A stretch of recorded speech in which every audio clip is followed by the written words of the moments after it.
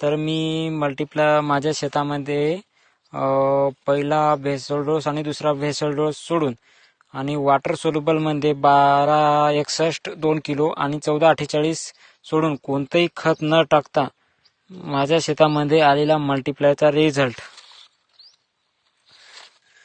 हा रिझल्ट फक्त 2च महिन्यामध्ये आलेला रिझल्ट आहे. कारण 9व्या महिन्या लोक माझ्या शेतामध्ये रुनी लागली असल्या कारणाने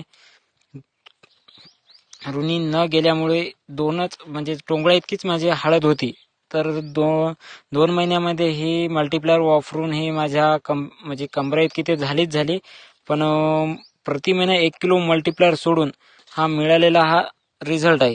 कोणतंही रासायनिक खत किंवा वॉटर सोल्युबल 1261 2 किलो आणि 1448 सोडून कोणतंही रासायनिक खत न वापरता आलेला रिझल्ट आहे.